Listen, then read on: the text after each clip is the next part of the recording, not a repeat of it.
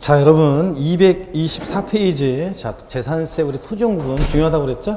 오늘은 분리과세가 뭐고 별도합산과세가 뭐고 종합합산과세가 뭔지 이런 용어를 좀 설명을 드리겠습니다. 자, 여기 한번 보세요. 이것도 교재는 볼 필요가 없어요. 일단 지금은 일단 설명을 잘 듣습니다. 자, 보시면 우리 재산세 대상이 되는 토지요. 이 토지 유형을 구분하기 위해서는 토지는 워낙 공급이 제한되어 있잖아요. 여러분들이 뭐 부동산 학개론이나 뭐 등 다른 과목에서 배우다시피 토지는 공급이 제한되어 있다 보니까 토지는 그 토지 공개념적인 요소가 그 바탕에 깔려 있어요. 토지는. 그래서 토지 공개념. 이건 이제 공법에서 부동산 공법에서 여러분들이 배워요. 토지를 이용할 때는 국토의 계획 및 이용에 관한 법률에 의하면 토지를 이용할 때는 어떻게 이용하라고 하냐면 공공복리 증진에 맞게 이용해라. 공공복리 증진에 맞게. 자기 땅이라고 지멋대로 이용하면 안 된다. 그런 얘기죠. 자, 그 다음에 또 토지를 이용할 때는 효율적으로 이용해라. 효율성 있게 효율적으로 이용해라. 자, 이렇게 얘기합니다. 자, 땅덩어리 잡고 인구 많은 나라에서 토지는 효율적으로 이용해야 되겠죠. 그 다음에 또 잘 이용한 다음에 자선만대 물려줘야 되잖아요. 그래서 자연환경 보존에 유의하면서 이용해라. 이렇게 얘기합니다. 자, 그래서 물론 우리 세법에서는 이걸 외울 필요는 전혀 없고요. 그래서 이런 걸 바탕으로 해가지고 자, 재산세 대상이 되는 토지는 모든 토지라고 아까 그랬죠. 네, 그래서 재산세 대상이 되는 토지는 지적법상 토지뿐만 아니라 사실상의 토지를 포함합니다. 지적공부에 등록된 토지뿐만 아니라 사실상의 토지를 포함하는 이 모든 토지인데 이 모든 토지를 자, 똑같이 면적 똑같다고 아까 처음에 얘기했죠. 면적 똑같다고 세금을 똑같이 부과할 수는 없잖아요. 그래서 토지 유형을 자, 나눠서 이제 토지재산세를 부과하는데 그러기 위해서 이 모든 토지를 토지 이용 모습에 따라 몇 개 유형으로 나눠요. 토지를 보면은 어떤 토지들이 있냐면 생산 관련 토지 이용 모습도 있고요. 또 생산된 것을 소비자들에게 유통시켜주는 유통 상업적 목적의 토지 이용 모습도 있고요. 토지 이용 모습을 보면 자, 그 다음에 유통 상업적 목적의 토지 이용 모습도 있고 또 그 다음에 나대지역, 지상에 건축물이 없는 땅 나대지역. 우리가 지적법에서 이제 여러분들이 배우죠. 나중에 배우게 되는데 지상에 건축물이 없는 땅 나대지. 나치할 때 나죠. 그래서 나대지. 그 다음에 잡종지역. 자, 어떤 게 잡종지냐? 여러분들 지적법에서 나중에 잡종지가 어떤 건지 다 배워요.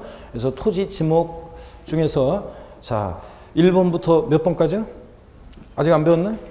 1번부터 몇 번까지? 예? 28번까지. 자, 28번까지 그 지목에 속하지 않는 나머지 지목은 다 뭐가 된다? 잡종지 되잖아요. 잡종지. 아, 나중에 배워요. 이거 자, 토지 이거 지목을 잘 모르겠다. 그럼 뭘 찍으라고 배운다? 잡종지 찍으라고 나중에 배워요. 여러분들 이제 공시법 시간에 나중에 배울 것이고 어떤 간에 잡종지. 이런 토지 이용 모습도 있고 그다음에 또 사치성 재산이라고 그래서요. 지방세에서 이제 사치성 재산이 어떤 건지를 나중에 이제 자, 취득세 할 때 자세히 배웁니다. 사치성 재산의 토지라는 게 있어요. 사치성 토지 그러면 어떤 게 있냐면 고급 오락장용 토지요. 고급 오락장용 토지가 있습니다. 고급 오락장용 토지. 그런데 고급 오락장이 뭐냐면요. 자, 그냥 대충만 알면 돼요. 지금은 나중에 자세히 나중에 이제 배웁니다. 취득세에서. 자, 그것도 나중에 배울 거고, 자, 3월달 돼야지 이제 배울 건데, 사실상 그러면 어떤 거냐면 이런 거예요. 자, 고급 오락장, 그 다음에 골프장용 토지인데, 자, 고급 오락장이 어떤 건지, 자, 골프장이 이거는 뭐 알겠고, 고급 오락장용 토지, 고급 오락장이 어떤 거냐 이런 거예요. 룸사롱, 단란주점, 카지노, 빠진고, 슬롯머신 없어. 캬바레, 나이트 뭐 이런 것들을 사치성 재산이라고 그래요. 이런 사치성 재산 토지요. 그래서 뭐 나이트클럽 건물이 있고 그 부쪽 토지 같은 거, 나이트클럽로 이용되는 뭐 토지라든가 뭐 등등 얘기합니다. 하여튼 그래서 공부하는 수험생들이 대부분 멀리 해야 될 것들이죠. 12월 달만 가고 특히 남성들 12월 달만 가고 그 다음 1월 달부터는 우리가 다 멀리 해야 될 것들이에요. 룸사롱, 단란주점, 카지노, 빠진고, 슬롯머신 없어, 캬바레, 나이트 뭐 이런 것들이에요. 심지어 이런 것도 있어요. 목욕장인데 특수 목욕장이라고 했어요. 나중에 이제 기본서 나오면 다 배우게 돼요. 특수 목욕장인데 특수 목욕장이라고 그래가지고 고급 스파 시설이 설치되어 있는 목욕장이 아니에요. 자, 제 짐작에 의하면 나보고 저 경험해보면 했냐고 물어보면 안 돼요. 자, 내 짐작에 의하면 남자가 목욕하러 들어가는데 여자가 따라 들어오는 목욕장, 그런 걸 생각하시면 돼요. 이런 것들이 다 뭐냐면, 이런 것들이 다, 자, 자세한 건 알 필요 없고, 이런 것들이 고급 오락장이고, 이런 고급 오락장용 토지, 또 골프장용 토지, 이런 것들이, 자, 사치성 재산 토지입니다. 자, 이런 것들. 자, 그래서 이게 재산세상이들은 모든 토지를 토지용 모습에 따라 이렇게 나눌 수 있는데요. 자, 이쪽에 다시 오셔가지고 생산 관련한 토지요. 이 생산 관련한 토지로서 대표적인 토지용 모습은 어떤 게 있냐면 농지요. 그 다음에 목장용지. 그 다음에 임야인데요. 여러분 보세요. 임야인데 제가 지금 꽃 표시를 여기다 해놨어요.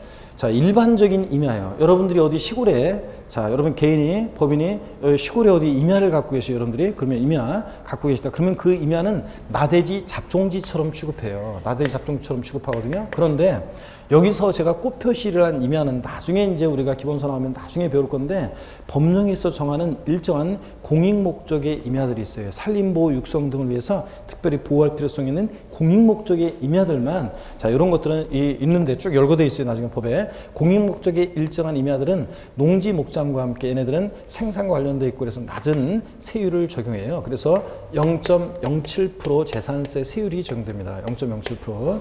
그 다음에 또 보세요. 생산 관련한 토지의 대표적인 토지용 모습은 공장용지가 있습니다. 이런 공장용지 같은 이런 것들은 공장, 이런 것들은 또 생산과 관계되어 있죠. 이런 거. 자, 그런데 보세요. 공장용지는 생산과 관련되어 있고 토지용 모습이 사회적인 기여도와 효용 가치가 있어요. 이런 것들. 그런데 문제는 이것은 자연환경은 조금 해치면서 이용하다 보니까 공장용지는 농지 목장 같은 것보다는 세율이 조금 높아요. 자, 0.2%예요. 그렇지만 여전히 얘네들은 낮은 저율의 세율을 적용합니다. 재산세 세율을 적용해요. 자, 그래서 토지용 모습이 생산과 관련되어 있고, 자, 사회적인 기여도와 효용 가치가 있기 때문에, 자, 토지 공개념과 부합하니까 낮은 저율의 세율을 적용해요. 근데 저율의 세율을 적용해서요. 자, 보세요. 다른 토지와 합산하지 않고요. 자, 분리해서 당해 시군구 관할 구역 내 만약에, 자, 보세요.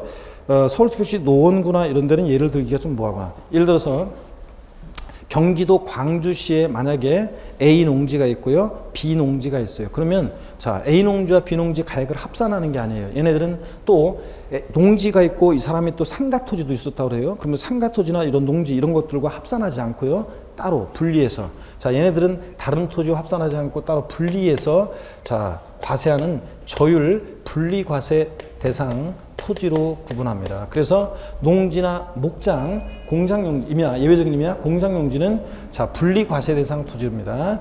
자, 그 다음에 유통 상업적 목적 토지의 대표적인 토지용 모습은 어떤 게 있냐면 상가나 사무실 같은 일반 건축물 있죠? 일반 건축물의, 자, 부속 토지 같은 거예요. 상가 사무실 같은 일반 건축물의 부속 토지 같은 이런 것들은요. 얘네들끼리 별도로 모아요. 그래서 별도로 모아서 합산해서 과세합니다. 자, 그래서 별도 합산 과세 대상 토지로 구분하는데 여러분 보세요. 합산한다는 게 어떤 거냐면 이런 거예요. 우리 재산세에서 토지는 인세력 성격이 있다고 그랬잖아요. 그래서 당해 시군구 관할 구역 내 토지를 소유자를 어떻게 한다? 합산해서 과세하죠. 그래서 서울특별시 노원구에 A 상가토지가 있고 B 상가토지가 있어요. A 상가토지 가격이 20억, B 상가토지 가격이 10억. 그러면 A 상가와 B 상가토지 가격을 합쳐서 30억에 해당하는 재산세 세율을 적용해서 세금을 계산한다는 얘기입니다. 그래서 당해 시군구 관할 구역 내 토지를 상가토지 같은 얘네들끼리 별도로 모아서 합산해서 과세합니다. 그래서 얘네들은 별도 합산 대상 토지로 구분하고요. 그 다음에 나대지, 잡종지 같은 이런 짬뽕들 있죠. 여러분 아까 지적법에서 자, 28개 토지 지목 중에서 1번부터 아까 28번이라고 했어요, 제가. 아니, 1번부터 27번까지 지목에 속하지 않는 나머지 토지는 28개 토지 지목 중에서 지적법에서 1번부터 27번까지 지목에 속하지 않는 나머지 토지는 다 뭐라고 그랬어요? 잡종지. 1번부터 27번까지 잘 구분을 모르겠다. 이거 토지 지목이, 그러면 무조건 뭘 찍어? 잡종지. 이것처럼, 자, 보세요. 여기 봅니다. 분리과세 대상이나, 여기 봅니다. 분리과세 대상이나 별도 합산 대상에 자, 속하지 않는 분리과세 대상이나 별도 합산 대상에 속하지 않는 나머지 토지는요. 나대지 잡종지는 원래 고향이 자, 그렇고, 자, 나머지는 다 뭐가 되냐면 종합합산 대상 토지로 과세합니다. 종합합산 과세 대상 토지로 자, 구분해요. 얘네들은 종합합산 과세 대상 토지로.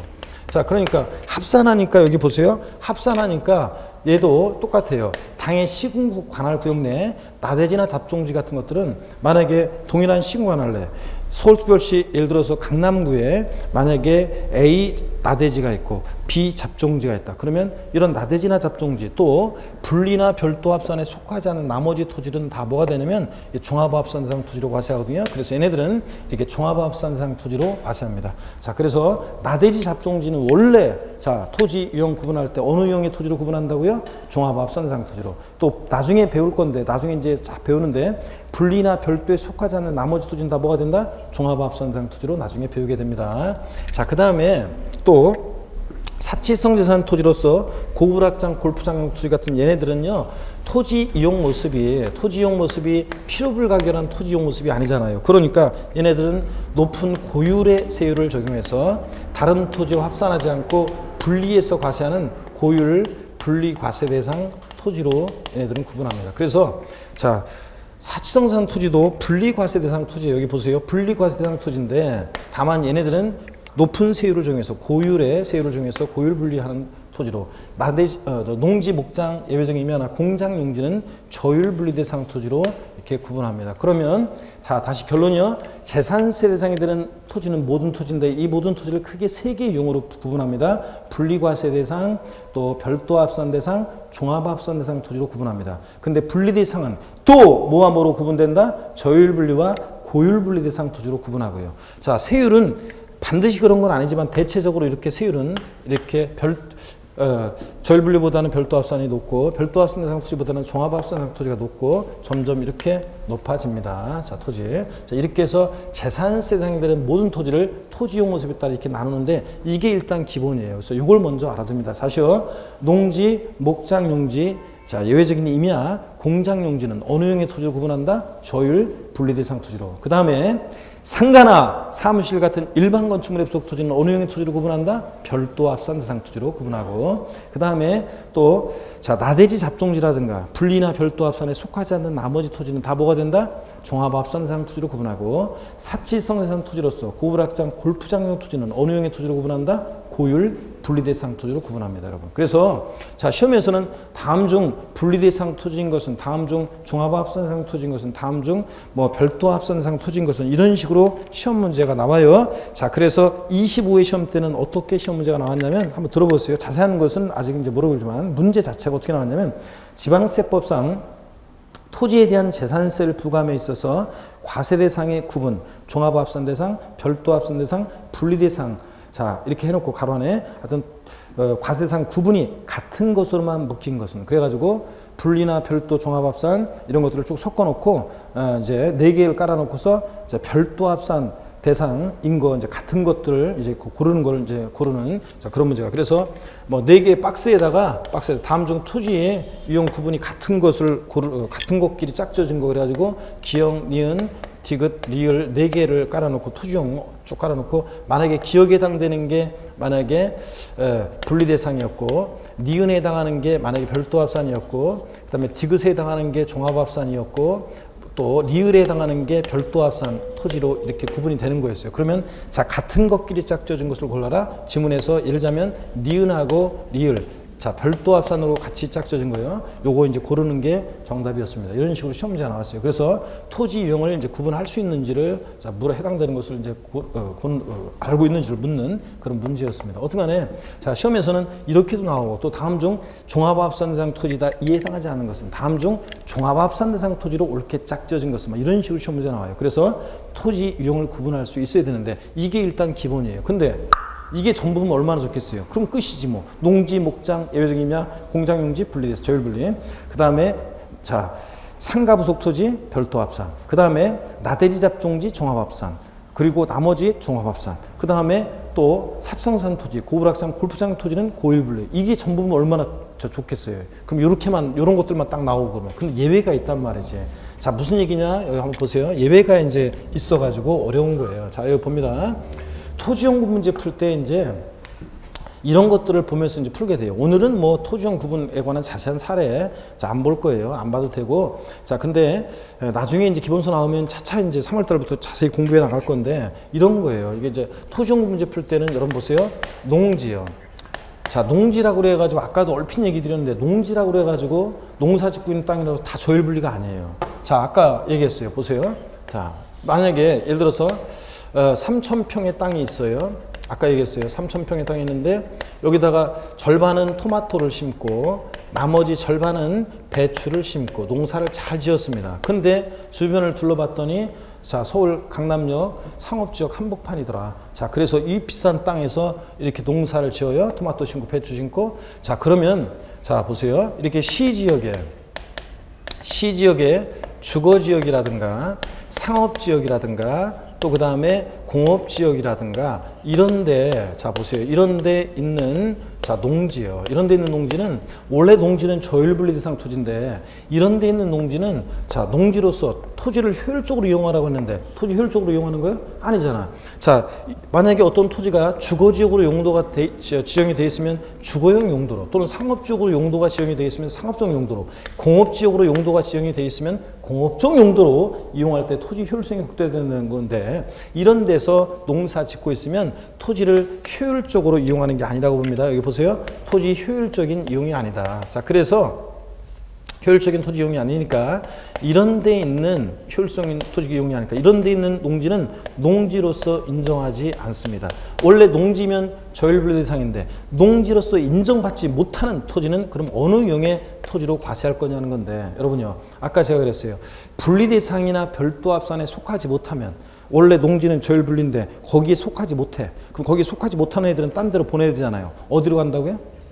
자, 분리나 별도에 속하지 못하는 애들은 다 어디로 간다고요? 종합합산 대상으로 갑니다. 그래서 자, 농지는 있어야 할 곳에 있어야지 이렇게 있어야 할 곳에 있지 않는 이런 데 있는 농지는 자, 농지가 아니니까 어느 용의 토지로 과세한다고요? 종합합산 대상 토지로 과세합니다. 그래서 여러분 농지에 대해서는 나중에 토지용구 문제 풀 때 이 토지가 어느 용에 속하느냐를 구분할 수 있는지를 시험에서 묻잖아요. 그럴 때 자, 농지는 여러분 보세요. 위치를 보고 풀어요. 나중에 토지용구 문제 풀 때 위치 있어야 할 곳에 있느냐를 봐요. 그래서 나중에 무슨 뭐 농지가 나오면 군 읍면 지역에 있는 농지, 뭐 시 지역에 뭐 주거 지역, 상업 지역에 있는 농지 또는 뭐 이런 식으로 시험 문제가 나와요. 등등. 그러면은 농지는 딱 보면서 원래 조율 분리지만 농지에 있어야 할 곳에 있냐를 따져봐. 그래서 농지가 나중에 자세히 배우겠지만 저런 시골, 군 읍면 지역, 저런 시골 지역에 있거나 아니면 농지가 도시 지역이라도 개발 제한 구역이나 녹지 지역 같은 데 있어야 돼요. 여러분 공법에서 이제 그런 것들을 자세히 좀 배우고 오면 이제 더 가슴이 와닿기 시작하는데 하여튼 농지는 개발 제한 구역이나 녹지 지역에 있어야 돼요. 자, 그러면 농지로서 인정받아요. 자, 그런데 농지가 아니면 군읍면적 저런 시골에 있거나 그래야 되는데 시지역에 주거지역이나 상업지역, 공업지역 같은 데 있는 농지는 농지로서 인정하지 않으니까 이런 데 있는 농지는 어느 용의 토지로 과세한다고요? 종합합산 대상 토지로 과세합니다. 또 보세요, 여러분. 또 자, 목장 용지가 있습니다. 자, 목장 용지가 있어요. 목장은 토지용구 문제 풀 때요. 얘는 뭘 보냐면 위치도 보고요. 자, 위치 있어야 할 곳에 있느냐도 보고 자, 그 다음에 기준 면적 제한도 있어요. 면적도 따져봐요. 무슨 얘기냐면 위치를 보는 것은 자, 농지하고 똑같아요. 여러분 목장이 저런 시골 지역에 있거나 목장에 아니면 도시 지역이라도 역시 개발 제한 구역이나 녹지 지역 같은 데 목장이 있어야지 목장이 여러분 주거 지역이나 상업 지역, 공업 지역이 있다고 생각해 보세요. 여러분 목장이 TV 화면으로 볼 때, TV 화면으로 보거나 사진으로 볼 때나 푸른 초원이 쫙 깔려 있고 대관령 목장, 푸른 초원 쫙 깔려 있고 그 다음에 그 푸른 초원에 소떼들이 지나다니면서 막 풀을 뜯고 있어요. 그리고 뭉게구름이 지나가. 야, 굉장히 목가적이고 야, 그냥 산들바람 불고 야, 저 굉장히 좋겠구나 이런 생각하는데 막상 거기 목장에 가보세요. 가까이 가보세요. 소떼 있는데 냄새가 엄청나고 그 소똥 밟고 장난이 아닙니다. 냄새 엄청납니다. 여러분 축사 같은 게 돼지 축사나 소 축사 같은 거 우리는 특히 우리나라는 방목하는 게 아니라 특히 우리나라는 뭐 저렇게 집약적으로 이렇게 모아가지고 막 한꺼번에 그냥 빽빽하게 모아가지고 이렇게 사육하잖아요. 그러면 어디 축사 하나 있어 보세요, 여러분. 축사가 있으면 이런 데는 축사가 있을 수도 없겠지만 허가가 날 수도 없지만 축사 하나 딱 시골 같은 데도 축사 하나 딱 있어 보세요. 그러면 그 동네 전체에 파리, 모기가 장난이 아닙니다, 여러분. 자, 그렇기 때문에 자, 목장이 시지역에 주거지역이나 상업지역, 공업지역 내에 있으면 있을 곳에 있는 거예요, 이런 거? 있으면 안 되잖아요. 그러니까 이런 데 있는 목장은 목장용지로 인정 안 해요. 똑같아요. 목장도 저런 시골이나 시지역 같으면 개발제한구역이나 녹지지역에 있어야죠. 그래서 위치도 봐요. 목장이 있을 곳에 있지 않으면 농지하고 똑같아. 목장용지로 인정 안 해. 목장용지로 인정하지 않으니까 뭐가 돼요? 원래 목장용지는 저율분리대상 토지잖아요. 근데 목장용지로 인정받지 못해, 분리에 속하지 못하는 목장은 뭐가 된다고요? 그러면 종합합산 대상이 됩니다. 이런 데 있는 목장은 종합합산 대상 토지로. 자, 요거 똑같고 위치. 그 다음에 면적 제한도 있어요. 여기 한번 보세요, 여러분. 면적 제한도 있는데 목장은 예를 들어서 드넓은 푸른 초지 100만 평 푸른 초원이 펼쳐져 있습니다. 100만 평 푸른 초원이 펼쳐져 있어요. 저는 이런 푸른 초원을 보면 왠지 저는 이런 푸른 초원을 보면 사람마다 다 생각이 틀려요. 어떤 사람은 푸른 초원을 딱 그렇게 펼쳐진 데를 보면 어떤 사람은 사랑하는 사람과 함께 연인과 함께 피크닉 그래서 식탁부에 뭐 이렇게 먹을 거 싸갖고 가지고 그걸 착 식탁부 펴놓고 거기 연인의 그 무릎에 이렇게 머리를 대고 뭐 이런 상상을 하기도 하고 어떤 사람은 바베큐 그릴을 얹어놓고 그럼 초원에서 고기를 좀 구워 먹었으면 좋겠다. 그래서 소주 한잔 마시면서 뭐 이런 생각도 하고요. 저는 무슨 생각을 하냐면 이런 푸른 초원을 보면 저는 무슨 생각이 드냐면 이런 푸른 초원을 막 달리고 싶어요. 푸른 초원을 막 뛰어다니고 싶어요. 그래가지고 왜 여기다 꽃 하나 꽂으면 막 이건가? 자, 근데 어떻게간에 저는 이런 푸른 초원을 보면 어린 시절부터 유년 시절부터 푸른 초원을 보면 이 푸른 초원을 뛰어다니고 싶어요. 푸른 초원을 막 뛰어다니다가 돌뿌리에 걸리지도 않았는데도 이렇게 돌뿌리에 걸린 것처럼 풀밭을 떼구르르 몇 바퀴 이렇게 굴러 몇 바퀴 굴르다가 이렇게 팔베개 하고서 뭉게구름 지나가는 거 보면서 풀필이 불면서 낮잠 한숨 자고 싶다 이런 생각을 유년 시절부터 해왔어요. 그래서 저는 그런 생각이 들어요. 그럼 지금도 그래서는 몰라도 어린 시절에 그런 생각이 있었는지 몰라도 지금도 푸른 초원 펼쳐진 걸 보면 저런 풀밭에 누워가지고 뭉게구름 지나가는 거 풀필이 불면서 이렇게 낮잠 한숨 자고 싶으면 좋겠다 이런 생각을 합니다.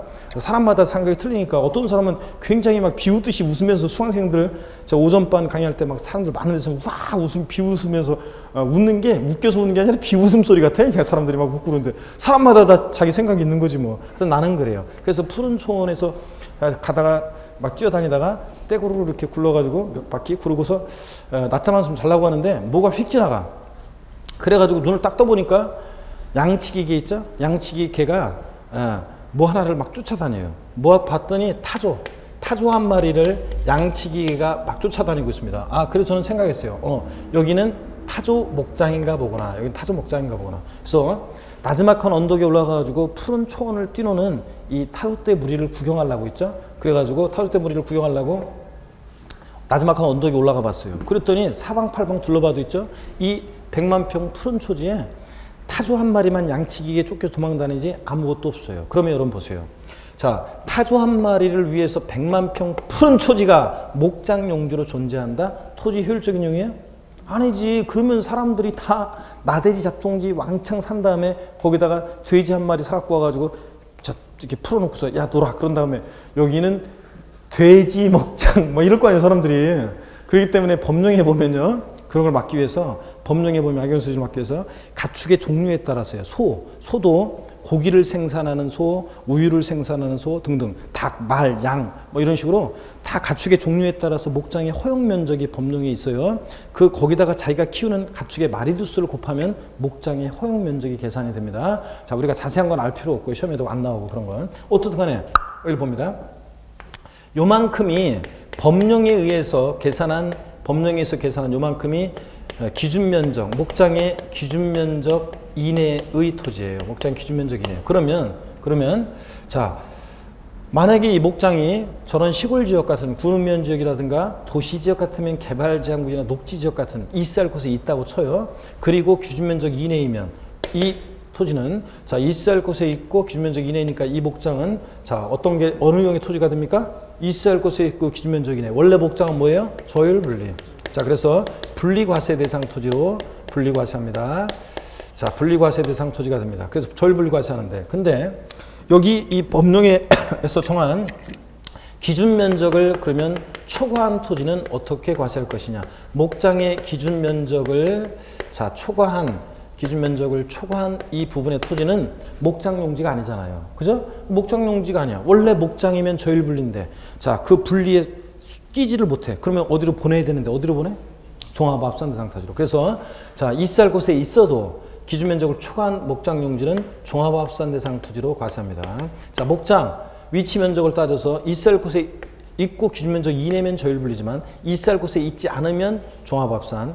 있을 곳에 있어도 기준 면적을 초과한 면적은 볼 것이 뭐가 된다? 종합합산 대상 토지로 과세합니다. 여러분 이해하십니까 이거? 그 다음에 또 보세요.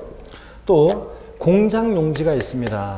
공장 용지가 있는데 공장도 미리 결론부터 말씀드리면 얘도 토지용 문제 풀 때 있을 곳에 있느냐를 따져요.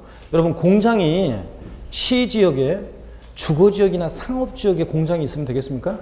예? 그런 데서 공장 막 굴뚝에서 연기 나고 막 이러면 안 되잖아요. 공장도 저런 시골 지역에 있거나 아니면 도시 지역 같으면 공업 지역이나 산업단지 같은 데 공장이 있어야지. 그죠? 그래서 공장이 주거 지역이나 상업 지역 같은 데 공장이 있으면 공장 용지로 인정 안 하고 다른 토지로 보내버려요.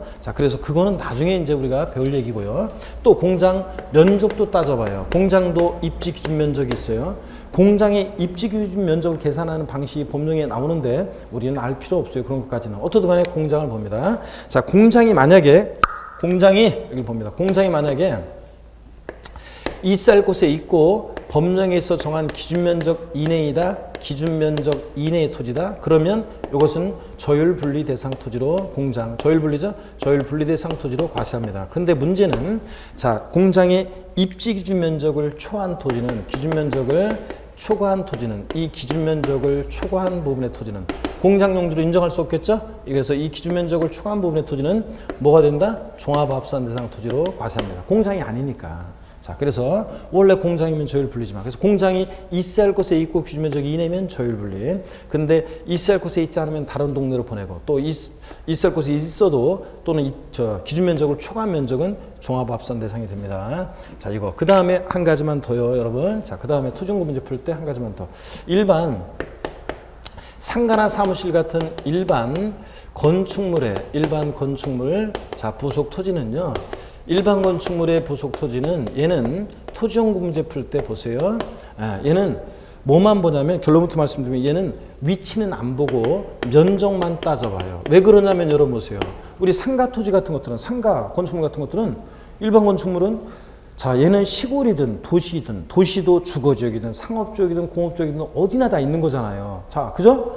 일반 상가 같은 일반 건축물은 어디나 다 있어도 되잖아요. 어디나 다 있는 거고. 그러니까 얘는 일반 건축물의 부속 토지는 어디나 다 있는 거니까 면적은 위치는 안 보고 얘는 면적만 따져요. 그래서 얘 일반 건축물의 부속 토지 그 기준 면적을 법령에 정하는 기준 면적을 계산하는 방식이 법령에 있는데 나중에 배울 거고 요거는.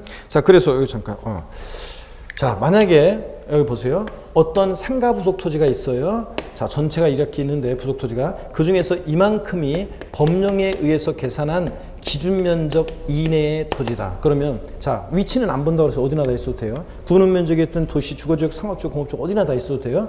여기를 봅니다. 그래서 기준 면적이 이내이면 일반 건축물의 부속 토지는 어느 형의 토지로 과세한다?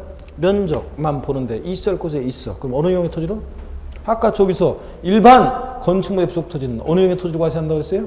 별도 합산 대상 토지로 과세한다고 그랬잖아요. 그래서 일반 건축물의 부속 토지는 법령에서 정한 기준 면적 이내면 뭐가 된다? 별도 합산 대상 토지로. 근데 기준 면적을 초과한 부분의 토지는 이 기준 면적을 초과한 부분의 토지는 역시 또 별도 합산에 속하지 않는 애들이잖아요. 그럼 어디로 보내야 되는데 어디로 보내? 종합합산 대상 토지로 보냅니다. 그래서 종합합산 대상 토지가 됩니다, 여러분. 그래서 우리가 먼저 가장 기본을 먼저 아시면 돼요. 그래서 농지, 목장, 예외적인 임야, 공장 용지 이런 것들은 토지 이용 모습이 사회적인 기여도와 효용 가치가 있으니까 낮은 저율의 세율을 적용해서 자 분리 과세합니다. 다른 토지와 합산하지 않고 분리해서 과세하는 분리과세 대상 토지로 분리과세합니다. 얘네들. 근데 상가나 사무실 같은 일반 건축물의 부속 토지는 원칙 어느 형의 토지로 구분해서 과세한다? 별도 합산 대상 토지로 구분 과세합니다. 그래서 합산한다는 것은 자 얘네들은 얘네들끼리 이렇게 합산해서 당해 시군구 관할 구역내 토지를 소유자별로 합산해서 과세한다는 얘기고요. 근데 나대지 잡종지 또 그 다음에 분리나 별도에 속하지 않는 나머지 토지는 여기 끼지 못하는 애들은 다 어디로 보낸다고요? 종합합산 대상 토지로 과세합니다. 원래 나대지 잡종지 고향은 종합합산이고 자 그 다음에 나머지 애들도 그 다음에 사실성산 토지로서 고불악장이나 골프장용 토지 같은 이런 것들은 자 토지용 모습이 토지공개점에 부합하지 않으니까 높은 고율의 세율을 적용해서 다른 토지와 합산하지 않고 분리해서 과세하는 고율 분리과세 대상 토지로 분리과세합니다. 이걸 먼저 딱 알아놓고 이게 전부면 이게 원칙인데 이게 전부가 아니라 자 예외가 있단 말이죠. 그래서 농사 짓는다고 해서 다 분리 대상이 아니란 말이죠. 그래서 자 토지 유형을 구분할 때는 우리가 열쇠 4개가 필요합니다. 자 그럴 때 위치, 면적 이런 걸 따져서 푸는데 농지는 토지용 문제 풀 때 뭘 보고 푼다고요? 위치. 있어야 할 곳에 있느냐. 있어야 할 곳에 있으면 농지는 저율분리. 있어야 할 곳에 있지 않으면 뭐가 된다? 종합합산 대상 토지로. 자, 농지. 그 다음에 목장은 위치 면적을 다 봅니다. 있어야 할 곳에 있어야지. 있을 곳에 있지 않으면 종합합산. 있을 곳에 있어도 기준면적 이내이면 저율분리지만 목장 원래 저율분리죠? 네, 기준면적을 초과한 면적은 뭐가 된다? 종합합산. 오, 근데 공통점이 있네. 무슨 얘기냐면 여기 보세요. 어떤 공통점이냐면 기준면적을 초과한 부분의 토지는 다 뭐가 되고 있어요? 기준면적을 초과한 면적은 다 뭐가 돼? 종합합산입니다. 기준면적을 초과한 부분의 토지는 다 뭐가 된다? 종합합산 대상 토지입니다. 여러분 나중에 이제 공부가 이제 3, 4월로 가고 5, 6월 달로 심화 이런 막 가고 그랬을 때 나중에 이제 문제 그런 문제도 막 이제 학습자료도 나가겠지만 나중에 토지공 문제 풀 때 많이 공부할 때 딴 거 필요 없어요. 토지공 문제 풀 때 앞동네 뭐라고 돼 있든 뭐 구는 면적이든 시지역에 뭐든 어디든 하여튼 앞동네 뭐라고 돼 있든 뒷동네 자 토지용 구분에서 기준 면적을 초과한 부분의 토지 나왔을 때 토지용 구분은 무조건 뭐가 된다? 예? 종합합산 대상 토지입니다. 앞동네 뭐라고 되어 있던데 분명히 얘기했어요. 토지용 다음 중 분리 대상 토지는 다음 중 종합합산 토지인 것은 다음 중 별도 합산 대상 토지인 것은 다음 중 종합합산 대상 토지로 옳게 짝져진 것은 막 시험 문제 막 나오죠. 그랬을 때 예? 자 토지용 문제 풀 때 앞동네 뭐라고 되어 있던 뒷동네 기준면적을 초과한 토지 초과한 면적 나왔다. 무조건 그 토지는 어느 형이 된다? 종합합산 대상 토지입니다. 아셨죠 여러분? 자 그래서 공장 위치 면적을 따지고 있을 곳에 있느냐 기준면적이 있느냐. 근데 일반 건축물은 뭐만 본다고요? 면적만. 자 얘는 어디나 다 있는 거니까 면적만 따라서 기준면적 이내면 별도 초과하면 종합합산. 농지는 토지용 문제 풀 때 뭘 본다고요? 예? 뭘 본다고요? 위치 있을 곳에 있느냐. 얘는 기준면적 제한 없어요. 여러분 농지는 요새 소규모로 농사 지어가지고서 수지타산 맞아요?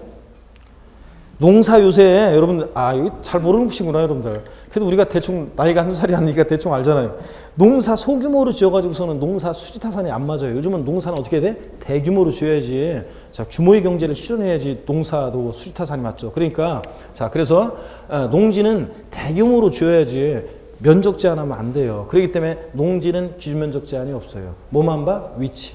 있을 곳에 있느냐. 그리고 목장, 공장 용지는 뭘 보고? 위치, 면적 다 보고. 근데 일반 건축물의 부속 토지는 어디나 다 있는 거니까 뭐만 보고? 얘는 면적만 보고. 그래서 위치 어디나 다 있는 거니까 위치는 안 보고 면적만 봐서 기준면적 이내 별도 초과하면 종합합산. 아시겠습니까? 앞동네 뭐라고 돼 있든 뒷동네 기준면적을 초과한 면적 나왔다. 그 토지는 볼 것 없이 토지용은 뭐가 된다? 종합합산 대상 토지. 자, 이렇게 해서 설명을 드렸고 교재를 한번 보겠습니다, 여러분. 224페이지 보시니까 분리과세. 그래서 자 저율 분리과세는 제가 저율분리과세와 고율분리과세로 나눈다고 그랬죠? 예? 자 그래서 저율분리과세 대상 토지 0.07% 저율분리상 토지 자 거기 뭐 개인이 수여하는 자격 농지 또 기준면적 이내 목장 용지 또 관련 법률에 따른 공익목적의 임야 즉 종중소유 임야 그래서 예외적인 임야들이 나오죠. 지금 외우려고 하지 마세요. 그럼 머리 아파요. 나중에 다 정리해 드립니다. 자 그래서 지금 보니까 농지나 목장 예외적인 임야가 0.07% 0.07% 예외적인 0.07% 저율분리상 토지로 구분된다는 거 이런 것들. 그 다음에 0.2% 저율분리상 토지가 있는데 공장 입지 면적 이내의 공장 용지에서 공장 용지 같은 것들이 0.2% 저율분리 대상이 된다고 그랬죠. 예. 그 다음에 보충 내용 이런 거 지금 볼 필요 없어요. 그리고 고율분리 대상 토지. 분리과세는 저율분리와 고율분리로 나눌 때 고율분리 대상 토지는 4%로 높게 고율의 세율이 정되는 경우가 있는데 아직은 못 외우셔도 돼요. 외울 필요 없어요. 취득세 중과 대상이 되는 골프장 그리고 고불악장용 토지 같은 것들이 자, 사치성산 토지로서 고율분리 대상 토지가 된다고 아까 제가 그랬죠? 골프장, 고불악장 토지는 고율분리 대상 토지가 되고요. 자, 그럼 분리대상, 요까지 배운 거 다시. 분리대상 토지는 뭐와 뭐로 나눈다? 저율분리와 고율분리로 나눈다. 저율분리는 0.07% 저율분리대상 토지로서 농지, 목장용지, 예외적인 임야가 있고 또 0.2% 저율분리대상 토지로서 뭐가 있다? 공장용지 같은 것들이 있다. 그 다음에 자, 4% 고율분리 대상 토지가 있는데 자, 어떤 게 그렇다? 고불악장, 골프장용 토지 같은 것들이 그렇다. 자, 이렇게. 그 다음에 이제 별도 합산 과세 하는 별도 합산 과세 대상 토지를 보면 동그라미 1번에요. 상가 등 영업용 건축물의 바닥 면적에다가 용도 지역에 따른 적용 배율이라는 게 있어요. 그 면적을 곱한 면적 이내 토지. 이건 아직 몰라도 되고 그냥 지금은 상가 같은 일반 건축물의 부속 토지가 기준 면적 이내일 때 뭐가 된다? 별도 합산 대상이 된다. 이 정도만 하시면 돼요. 아셨죠? 그런 얘기고. 제가 필기해 준 것으로 기억을 하시면 되겠습니다. 지금은 이런 거 세부적인 거 하면 머리만 아파요. 그 다음에 또 나머지 내용들 신경 쓰지 말고 거기 당구장 표시에 신탁재산에 속하는 종합합산 대상 토지 및 별도 합산 대상 토지의 과세 방법 있죠? 이런 것들도 이제 좀 아셔야 되는데 예, 자, 나중에 제가 설명을 드릴게요. 그 다음에 종합합산 과세 있죠? 자, 종합합산 과세. 과세 기준 1년제 경작하지 않고 있는 농지. 자, 농지는 원래 저율분리인데 농사 안 짓고 있으면 농지가 아니잖아요. 자, 그러니까 농사 안 짓고 있으니까 농지가 아니니까 뭐가 돼? 종합합산. 자, 그런 얘기고. 또 동그라미 2번 목장용지 또는 공장용지나 일반 영업용 건축물의 부속 토지로서 기준 면적을 초과한 토지. 자, 목장이든 공장이든 일반 건축물의 부속 토지든 자, 기준 면적을 초과한 토지는 볼 곳이 뭐가 된다? 종합합산. 자, 그런 거고. 그 다음에 동그라미 3번, 4번 이런 것들 중요하지만 나중에 보고 5번 지상 건축물이 없는 토지. 이게 뭐예요? 나대지. 종합합산. 원래 고양이에 종합합산이잖아. 6번 갈대밭, 채석장, 비행장 같은 이런 게 이제 잡종지거든요. 잡종지. 나대지 잡종지는 원래 고양이 어디였습니까? 원래 고양이 어디예요? 종합합산. 그래서 나대지 잡종지라든가 자, 또 분리나 별도에 속하지 않는 나머지 토지들이 다 뭐가 되냐면 종합합산 대상이 된다는 얘기입니다. 전체적으로 이렇게 스토리로 이해하시고 세부적인 거 하나하나는 외우려고 하지 마세요. 자, 그럴 필요가 없는 거예요. 나중에는 제가 알려주는 식으로 이렇게 해서 이제 나중에 계속 보다 보면 기본서 나오면 보다 보면 이런 것들 이제 슬슬 다 알게 돼요. 자, 그 다음에 이렇게 해서 토지용 구분을 소개를 해드렸습니다. 재산세 대상이 되는 모든 토지를 토지용 모습에 따라 분리과세 또 대상토지, 별도합산 대상토지, 종합합산 대상토지로 구분한다는 거. 분리대상은 또 뭐와 뭐로? 저율분리와 고율분리로 구분한다는 거 설명을 드렸고 어떻게 토지용 구분하는지 열세 제가 보여드렸어요. 위치 또는 면적 따져가지고 하는 거 이런 것들 자 보여줬고 이렇게 해서 이 정도만 분리대상 토지는 대충 이런 것들이 있다는 거 농지, 목장, 임야, 공장용지 등등 자 별도 합산 토지는 일반 상가부속 토지 같은 그런 것들이 그렇다는 거 나대지 잡종지나 분리나 별도에 속하는 나머지 토지는 다 뭐가 된다? 종합합산 자 사실상산 토지 고불악장, 골프장 토지는 고율분리상이 된다는 거 그래서 분리과세 무슨 말이냐 따로 분리해서 다른 토지 합산하지 않고 합산과세 한다는 것은 별도 합산, 종합합산은 당의 시군구 하나를 구용된 토지를 별도는 별도끼리 종합은 종합끼리 어떻게 한다? 합산해서 과세한다는 의미 이런 것들을 이해하시면 되겠습니다 여러분 아셨죠? 예. 자 그러면 입문 과정에서는 충분히 성공한 거고요. 그 다음에 무조건 분리나 별도가 되는 게 아니라 얘네들 농지는 위치를 따지고 공장은 위치 면적을 따지고 목장 위치 면적을 따지고 일반 건축물의 부속 토지는 면적을 따져가지고 자 이렇게 별도나 분리해서 제외해서 종합합산 대상이 되는 경우도 있다. 이런 예외들 이런 것들만 한번 눈에 익혀두시면 한번 보고 가시면 돼요. 그러면 요 내용은 제가 1, 2월 달에도 또 설명드립니다. 1, 2월 달에도 설명드리고 3, 4월 달에도 또 설명드립니다. 다만 1, 2월, 3, 4월 가면은 오늘보다 설명하는 시간이 좀 짧아지고 속도가 좀 빨라진다는 이런 차이점이지 3, 4월까지는 설명을 드려요. 5, 6월 달부터요. 5, 6월 달부터는 당연히 이런 것을 알고 있다는 전제하에서 이런 설명을 생략하고 바로 이제 깊은 내용들을 막 들어갑니다. 그리고 문제 풀 때는 나중에 여러분 어떻게 푸냐면 나중에 토지용구 문제집 같은 거 이제 문제 풀 때는 나중에 제가 이제 실파를 가면은 자 예를 들어서 앞동네 볼 필요 없이 뒷동네 규면적을 초한 토지니까 종합합산 맞죠? 그리고 넘어가고 아니면 앞동네 자 이쌀곳에 있느냐 규면적 이내냐 따져서 이쌀곳에 있고 규면적 이내니까 자 뭐 분리 뭐 이런 식으로 문제 풀면서 갑니다. 아셨죠? 그러니까 지금 이제 요거를 오늘은 그냥 이런 말들을 이해만 하시면 되고 계속 반복해서 공부하고 하다 보면 나중에 여러분도 저처럼 저랑 똑같이 호흡 맞춰서 탁탁 일살곳에 있냐 규면적 이내냐 탁탁 해가지고 문제 쉽게 풀고 갈 수 있습니다. 아셨죠? 제가 요번에 25회 시험에도 토지용 구분 문제 요게 어렵게 나왔지만 제 강의를 쭉 그동안 계속 뭐 이렇게 기본서부터 문제까지 또 마지막까지 쭉 들은 사람들은 그냥 무난히 조금 아주 깊은 내용이 들어있었지만 답은 대충 다 눈치껏 골라낼 수 있었습니다. 다 배운 것들이었어요. 그 다음에 여러분 넘어갑니다. 그래서 비과세가 나오는데 재산세 224페이지 비과세가 나오죠. 어떤 경우에 재산세를 과세하지 않느냐. 자, 이것도 뭐 취득세, 등록면허세처럼 자세하게 보지는 않습니다. 대충만 한번 보면 자, 거기 비과세에서 과세권자이기 때문에 비과세하는 게 있는데 동그라미 1번 당연합니다. 국가, 지자체, 지자체, 조합, 외국 정부 및 주한 국제기구가 자기를 위해서 자, 취득세 대상 물건을 취득할 때 취득세 비과세였죠. 국가 등의 명의로 등록을 할 때 등록면허세 비과세였죠. 또 국가 등이 소유하고 있는 재산, 재산세 당연히 보다 비과세지. 아니 국가가 소유하고 있는 땅에 매년 국가가 자기한테 재산세 뭐 부과하고 뭐 이러나 말도 안 되겠죠. 당연히 비과세입니다. 그 다음에 2번 동그라미 2번 국가, 지자체, 지자체 조합이 1년 이상 공용 또는 공공용에 무료로 사용하는 재산은 당연히 비과세입니다. 여러분 무슨 얘기냐? 서울특별시 절 보세요. 노원구청에서요. 노원구청에서 내 빌딩을 노원구청 별관으로 자 노원구청으로 별관으로 1년 이상을 무상으로 지금 임대해서 사용하고 있어요. 그러면서 때가 되면 노원구청 공무원이 세무과 공무원이 아유 제가 저희들이 이렇게 무상으로 사용하는 건 굉장히 고마운데 재산세는 좀 내셔야죠. 이러면 되겠어요? 염치 없이?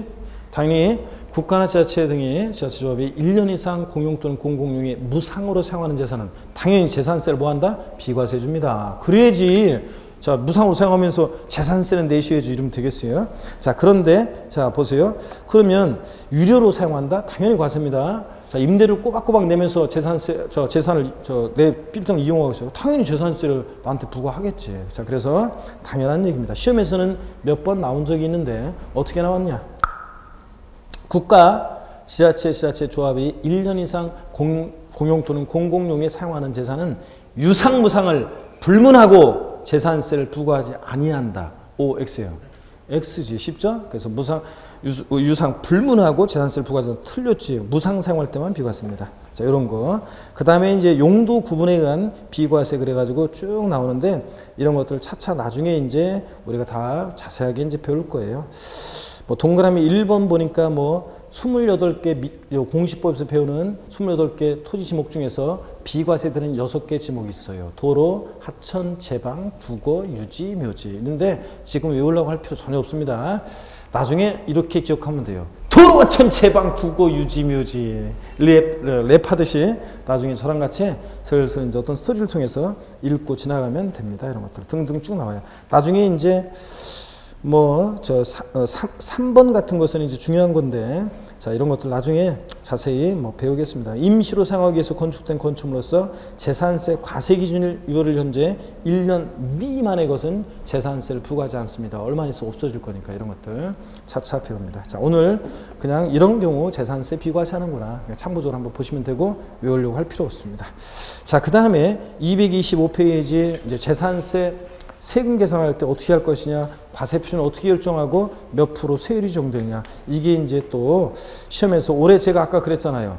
토지용 구분이라든가 납세무자는 별표시 2개였습니다. 중요합니다, 여전히. 근데 재산세 과세 표준과 세율에 관한 것은 별표시 몇 개였어요? 3개였습니다. 무조건 자 25회 시험 때는 독립화 문제로 안 나왔지만 26회 시험에서는 독립화 문제로 나옵니다. 과세 표준과 세율에 관한 거 별표시 3개였습니다. 무조건 나온다고 제가 그랬죠.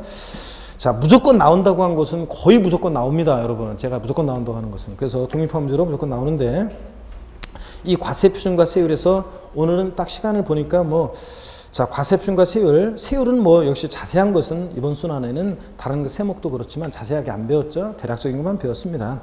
자, 과세표준 결정은 어떻게 하는지는 취득세, 등록명세 다 배웠고 재산세도 좀 배우셔야 되겠습니다. 자, 그러면 이것을 이쪽에 설명을 좀 드릴 테니까 여기를 봅니다. 재산세 과세표준은 어떻게 결정되느냐. 자, 여기를 봅니다.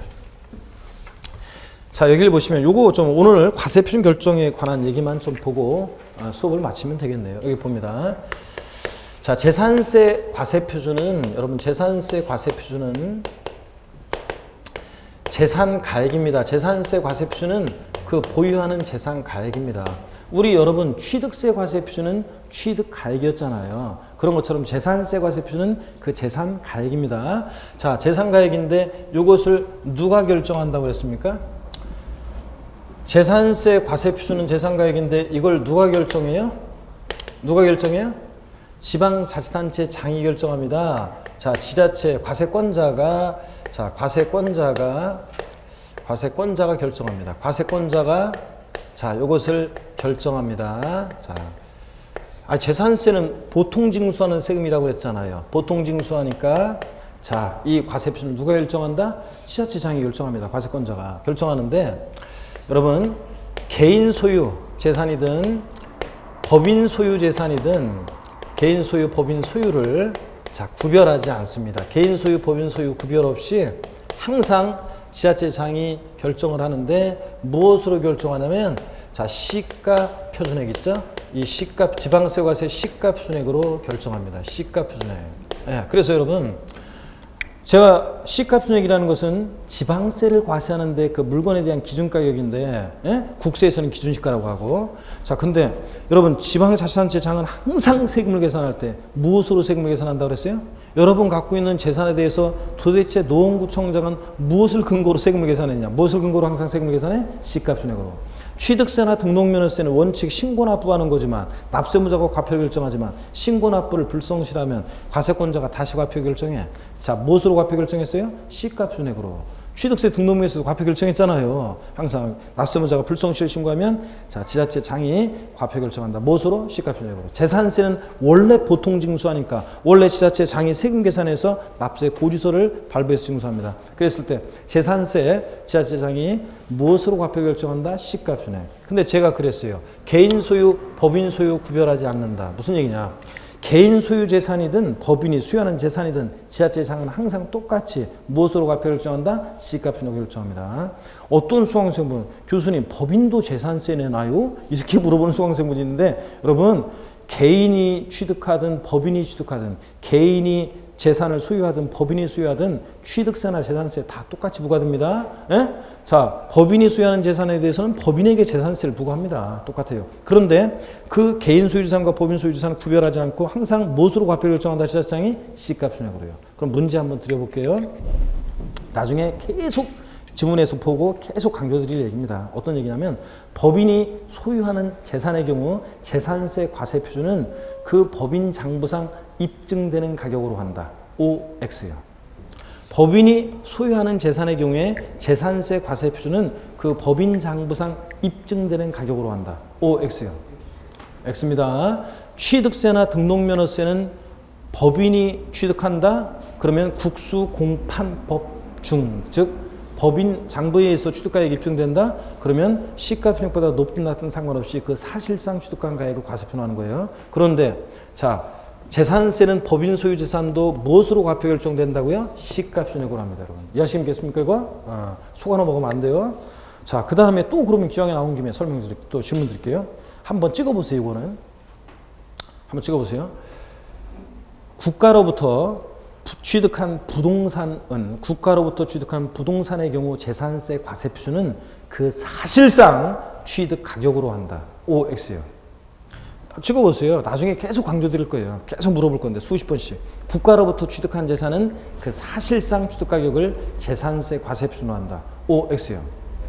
취득세나 등록면허세에서는 국가 등으로부터 취득했다. 국수공판법 중 사실상 취득가격으로 합니다. 시가표준액보다 관계없이. 근데 그거 국가나 지자체로부터 취득해서 보유하고 있을 때 보유세인 재산세는 자, 무엇으로 과표 결정된다? 시가편액으로 해요. 당연하지 여러분. 자 보세요. 10년 전에 취득한 국가로부터 지자체로부터 취득한 재산인데 부동산 가격은 계속 상승하든 말든 처음에 사실상 취득한 가격으로 계속 재산세가 부과돼? 그럼 말도 안 되잖아요. 그러니까 재산세는 자, 국가나 자체로부터 취득한 재산이든 법인이 소유하는 재산이든 개인이 소유하는 재산이든 항상 무엇으로 지자체장이 과표를 결정한다? 시가편액으로 해요. 아셨죠 여러분? 아무리 꾸셔 넘어가면 안 돼요. 항상 재산세는 시가편액 과표 결정합니다. 자, 근데 다만 시가편액을 기준으로 하는 건데 다만 토지 여기 보세요. 토지, 건축물, 그 다음에 토지 건축물, 주택의 경우에는 토지 건축물, 주택의 경우에는 주택의 경우에는 자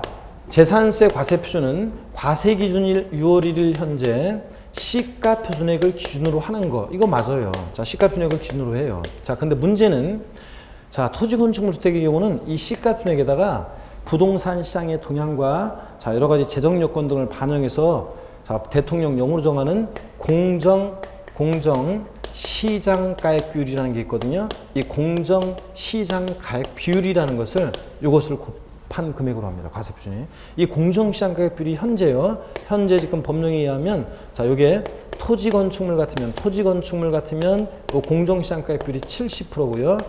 주택 같으면 이 공정시장가격 비율이 요게 지금 60%예요. 자, 그러면 이게 무슨 말인지 한번 또 소개를 해 드리겠습니다. 여러분 여기 보세요. 무슨 얘기냐면 만약에 어떤 주택의 개별 시가표준액, 주택의 시가표준액이니까 어떤 개별 주택 가격이 어떤 주택의 시가표준액, 즉 개별 주택 가격이 시가표준액이 1억 원인 주택이 있습니다. 이 주택의 재산세 과세표준 금액은 얼마냐 그러면 이 시가표준액 1억 원이 바로 재산세 과세표준이 되는 게 아니라 자 여기다가 반드시 뭘 곱해요? 공정시장가액 비율 60%, 주택은 60%죠? 곱해요. 그러면 60% 곱하면 얼마? 6천만 원. 요것이 재산세 과세표준 금액이 되는 거예요. 이게 과세표준이니까 6천만 원에다가 해당되는 재산세 초과 누진세율이라고 그래가지고 나중에 배우는데 누진세율을 여기다가 적용하는 겁니다, 여러분. 이해하시겠습니까? 그러니까 시가표준액이 바로 과세표준되는 게 아니에요. 자, 만약에 자 어떤 건축물의 시가표준액이 어떤 토지 개별 공시가 토지 시가표준액은 개별 공시가죠. 어떤 토지 개별 공시지가 토지 시가표준액이 만약에 역시 1억이다. 그러면 역시 똑같아요. 이것도 바로 1억 원이 과세표준되는 게 아니라 1억 원에다가 공정시장가액 비율을 반드시 곱한 금액인데 자 토지니까 몇 프로예요? 토지 건축물은 70%인데 자 70%를 이것을 70%를 곱한 금액으로 합니다. 그러니까 얼마? 7천만 원이 과세표준이 된다는 얘기입니다, 여러분. 이해하시겠습니까 이거? 자 그래서 토지 건축물 주택의 경우에 재산세 과세표는 자 과세기준 6월 1일 현재 시가표준액으로 하는데 다만 얘네들은 반드시 여기다가 공정시장가액비로 곱한 금액이지 안 곱하면 틀려요. 나중에 이제 문제 풀다 보면 이렇게 문제가 나와요. 여지없이 수강생분들이 틀리는데 토지분 재산세 과세표준은 과세기준일 6월 1일 현재 개별 공시지가로 한다 이렇게 끝나면 틀려요. 개별 공시가로 한다 그럼 틀리고 반드시 거기다 뭘 곱한다? 예? 공정시장가액 비율을 곱한 금액입니다, 여러분. 아셨죠? 자, 주택의 경우 재산세 과세표준은 과세기준일 현재 자 시가표준액에 개별 주택 가격으로 한다, 공동주택 가격으로 한다 이렇게 끝나면 틀리고 반드시 시가표준에다 뭘 곱한 거? 공정시장가액 비율 곱한 금액입니다. 아셨죠? 나중에 문제 풀 때 계속 이 얘기는 이제 수십 번씩 듣게 됩니다, 여러분. 자, 그 다음에 또 보세요. 그 다음에 다만 근데 선박항공기 있죠? 재산세 대상 중에서 선박과 여기 봅니다. 선박과 항공기의 경우 재산세 과세표준은요. 과세기준 6월 1일 현재 역시 자 시가표준액으로 합니다. 얘는 자 공정시장가액 비율을 안 곱합니다. 자 선박항공기는 공정시장가액 비율 곱하지 않고 뭐로 한다? 그냥 시가표준액으로 합니다. 근데 토지 건축물 주택만 공정시장가액 비율을 곱한 금액입니다, 여러분. 이 공정시장가액 비율이라는 거. 자, 여러분 시험 문제는 나중에 이제 또 수십 번씩 얘기할 건데, 자, 좀 어려운 것 같지만 한번 보세요. 시험 문제에서 또 이렇게 나온 적도 있어요. 재산세 과세표준 결정 시 공정시장가액 비율을 적용하는 것은 토지 주택에 한한다. OX예요. 재산세 과세표준 결정 시 공정시장가액 비율을 적용하는 것은 토지 주택에 한한다. OX예요. X입니다. 모두요? 건축물도요. 공정시장가액을 곱하잖아요. 아셨죠? 자, 얘네들 이런 식으로 해서 물어봅니다. 교재 보겠습니다. 225페이지 보니까 과세표준은 부동산의 경우에 과세표준, 토지건축물 및 주택의 과세표준은 시가표준액에다가 반드시 뭘 곱한다? 공정시장가액비율을 곱한 금액인데 이 공정시장가액 비율이 토지건축물 같으면 몇 프로? 70%. 주택 같으면 몇 프로? 60%입니다. 시험에서 몇 년 전에 주택의 공정시장가액 비율 이것을 70%로 바꿔서 낸 적도 있습니다. 아니고 주택은 60%, 토지건축물은 몇 프로? 70%예요. 세법은 암기가 기본적으로 이해하고 그 다음에 뭐가 필요하냐? 암기가 필요해요, 여러분들. 예? 이거 외워야 돼, 이런 거는. 자, 주택의 시가표준, 공정시장가액 비율 몇 프로다? 60%. 왜 60%인가요? 70%도 할 수도 있었는데 그건 따지면 안 돼요. 그냥 국회에서 그냥 입법자들이 그냥 자, 요 정도로 하자, 60%로 하자. 지금 현재 상대에서는 뭐 이렇게 한 거니까 60% 정한 것 뿐이에요. 근데 거기서 왜 60%냐? 이런 거 논리적으로 이해하는 거예요? 아니야, 이런 거 그냥 외워야지. 그래서 토지건축물 주택의 경우는 시가표준액에다가 공정시장가액 비율이라는 걸 곱한다. 부동산 시장의 동향과 지방 재정 여건 등을 정해서 정하게 되는데, 자, 이게 현재 주택은 60%, 토지건축물 몇 프로다? 70% 곱한 금액이라는 거야. 그 다음에 기타 선박의 경우는 과세표준은 뭐가 된다? 시가표준액입니다. 공정시장가액 비율 곱한다, 곱한다? 안 곱해, 얘는. 곱한다 그러면 틀리고요.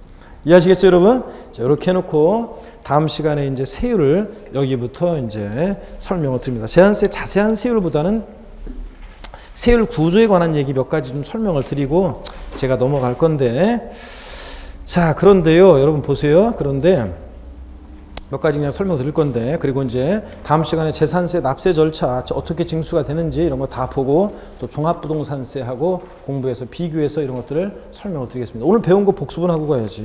여러분 그냥 가려고? 자, 복습은 하고 가셔야죠. 네, 자, 복습은 하고 가야죠. 자, 봅니다. 오늘 재산세, 오늘 첫 시간에 제가 지난주에 배운 취득세와 등록면허세 몇 가지 차이점을 비교를 해 드렸습니다. 그죠? 오늘 첫 시간에. 잘 보세요. 취득세는 과세 주체가 누구라고요? 특광도입니다. 근데 등록면허세는 과세 주체가 누구라고요?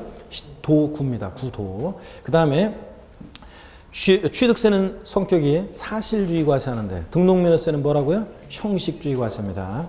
취득세는 종가세, 정률세율만 적용되는데 등록면허세는 종가세, 종량세, 정률세, 정액세가 다 적용됩니다. 등록면허세는 말소등기, 변경등기 할 때는 건당 6,000원 이렇게 계산되니까 종량세, 정률, 정액세율이 다 적용되고, 그 다음에 자, 우리 또 취득세는 과세표준이 자, 취득 당시를 기준으로 결정하는데 등록면허세는 과세표준이 어느 때를 기준으로 결정된다? 등록 당시를 기준으로 한다는 거 아셨죠? 네, 등록 당시 신고하는 거예요. 등록 당시까지 이렇게. 그 다음에 또 취득세는 면세점 규정이라는 게 있습니다. 그죠? 취득가액 얼마? 50만 원 과세하지 않는다. 그죠? 미만으로 바꾸면 틀리고 취득 가격이지 상수세가 아니고. 근데 이런 규정이 있죠. 근데 등록면허세는 면세점 이런 규정이 있다 없다? 없어요. 얘는 수수료적 성격의 세라 등기등록 업무를 대행해주는데 공짜로 안 해주겠다. 그래서 등록면허세는 오히려 부동산 등기할 때 세액이 6,000원 미만 나왔다. 무조건 얼마 받는다? 6,000원 받습니다. 이런 규정이 있고요. 그 다음에 또 취득세 신고 기한이요. 취득세는 취득일로부터 원칙 며칠? 60일. 자, 증여 포함해서. 근데 상속으로 취득했는데 상속인이 국내 주소를 두고 있으면 몇 개월? 상속 개시일로부터 아니고 상속 개시 속한다. 말일로부터 6개월. 근데 자, 외국에 주소를 두고 있다 상속인이 그러면 상속 개시일이 속한다. 말일로부터 언제까지? 9개월 내 신고 납부합니다. 자, 근데 등록면허세는 원칙적으로 이런 기간이 있다 없다? 상속증여 포함해서 원칙적으로 이런 기간이 없고 언제까지? 등록하기 전까지 신고 납부한다. 기간 나오면 원칙 안 된다는 거. 자, 또 일반 가산세는 취득세나 등록면허세나 신고불송실 가산세율 40, 20, 10% 의무위반의 정도에 따라 가산세를 달리하고 납부불송실 가산세 1일 0.03% 똑같아요. 근데 중가산세 규정이라는 게 취득세는 있죠. 취득 후 신고하지 않고 매각까지 했다. 걸렸다. 산출세 몇 프로? 80% 중가산에. 근데 등록면허세는 전우치가 아닌 다음에야 전우치와 친구들이 율도국에서 온 애들이 아닌 다음에야 자기를 전혀 드러내지 않고 등기 등록은 하고 등록면허세 안 내고 와가지고 자, 그리고 바람처럼 사라지고 이게 돼 안 돼? 안 되니까 등록면허세는 중과산세 규정이 있다 없다? 없다 그랬습니다. 자, 그 다음에 우리 재산세 오늘 배웠습니다. 재산세 대표적인 재산 보유수입니다. 부동산 보유 단계에서 부과되고 재산세 자, 원칙 물건별로 개별 과세하는데 주택이나 건축물 등은 토지 경우는 예외적으로 인세 성격도 있다. 자, 그죠? 별도는 별도끼리, 종합은 종합끼리 소유자별로 합산해서 과세하는 경우도 있다. 토지 경우.